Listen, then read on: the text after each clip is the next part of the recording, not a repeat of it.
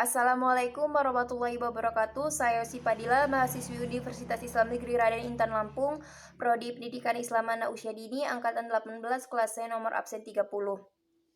Video ini saya buat dengan tujuan untuk memenuhi tugas ujian akhir semester mata kuliah pengembangan fisik motorik anak usia dini dengan dosen pengampu Rizka Primanisa MPD.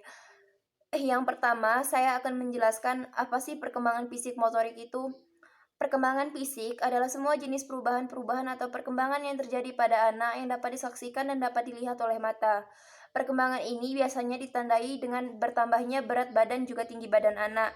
Sedangkan perkembangan motorik adalah semua jenis perubahan yang terjadi pada anak yang bisa dirasakan namun tidak bisa dilihat oleh mata. Biasanya perkembangan-perkembangan ini berkaitan dengan saraf-saraf dan sistem dalam tubuh. Nah, yang kedua, saya akan menjelaskan tentang metode-metode pengembangan fisik motorik anak usia dini. Metode-metode pengembangan itu sendiri adalah kiat-kiat atau hal-hal yang bisa dilakukan untuk mengembangkan fisik motorik anak usia dini. Yang pertama adalah metode kegiatan. Metode kegiatan adalah metode yang bisa dilakukan dengan cara pemberian kegiatan-kegiatan yang bisa menstimulasi atau merangsang perkembangan fisik motorik anak usia dini. Contohnya adalah kegiatan olahraga. Yang kedua adalah metode bermain. Metode bermain bisa dilakukan dengan cara memberikan permainan-permainan yang bisa merangsang fisik motorik anak usia dini. Contohnya adalah pemberian permainan petak umpet. Yang ketiga adalah metode pemberian tugas. Metode ini bisa dilakukan dan bisa dioptimalkan apabila ada koordinasi yang bagus antara orang tua juga guru. Nah, pemberian tugas ini bisa dilakukan dengan cara memberikan tugas-tugas sederhana, seperti misalnya anak ditugaskan untuk membantu orang tuanya ketika memasak atau ketika orang tuanya membersihkan rumah.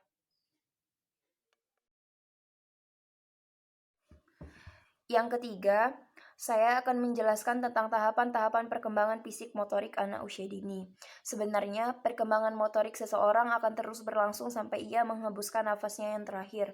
Namun, yang akan saya jelaskan kali ini adalah tahapan-tahapan di mana perubahan atau perkembangannya terjadi sangat signifikan.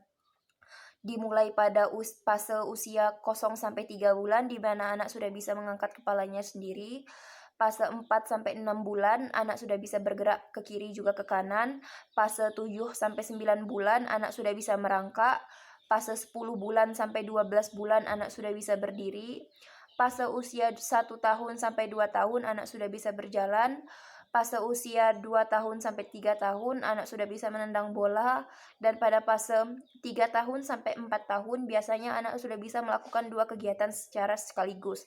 Misalnya, anak sudah bisa mengayunkan tangannya sambil berjalan.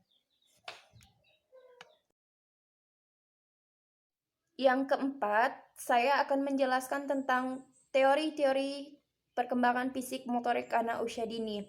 Yang pertama, teori menurut Elizabeth B. Hurlock pada tahun 1978, dia menyatakan bahwa perkembangan motorik adalah perkembangan pengendalian tubuh dengan otak sebagai pusatnya. Sedangkan dalam pendapat lain, Endang Rini Sukami pada tahun 2000 menyatakan bahwa perkembangan motorik adalah proses gerak yang dilakukan dengan melibatkan otot-otot bergerak secara langsung. Sedangkan untuk pembagian keterampilan anak usia dini, McGill Richard A. pada tahun 1989 membaginya menjadi 2, yaitu keterampilan motorik kasar juga keterampilan motorik halus.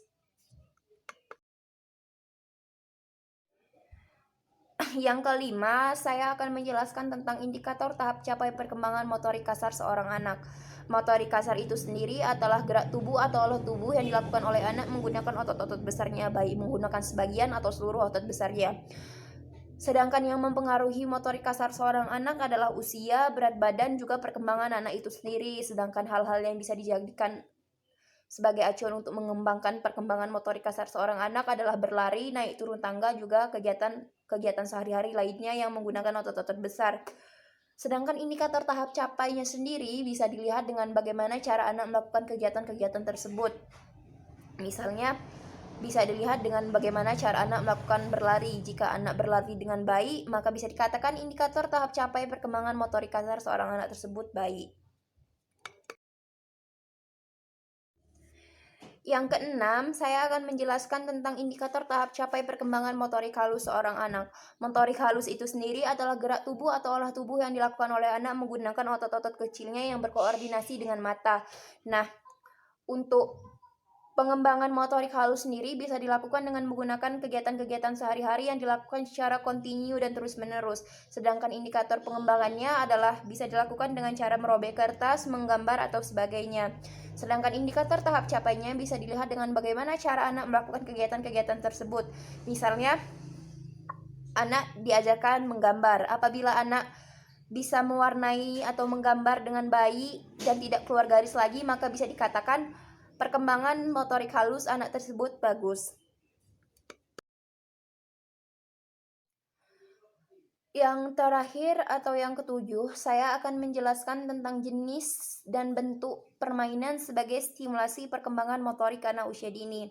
Yang pertama, permainan itu sendiri adalah semua jenis kegiatan yang dilakukan dengan menggembirakan dan menyenangkan dengan tujuan mengoptimalkan perkembangan anak usia dini. Adapun hal-hal yang bisa dikembangkan melalui bermain adalah kognitif, sosial, emosional, fisik, motorik, juga bahasa si anak. Jenis permainan dibagi menjadi dua. Yang pertama adalah jenis permainan aktif. Jenis permainan ini adalah jenis permainan yang dilakukan secara spontan. Contohnya adalah olahraga. Yang kedua adalah jenis permainan pasif. Jenis permainan ini adalah jenis permainan yang rasa senangnya ditimbulkan oleh kegiatan yang dilakukan tersebut. Contohnya adalah menggambar. Sekian yang bisa saya sampaikan, saya akhiri. Wassalamualaikum warahmatullahi wabarakatuh.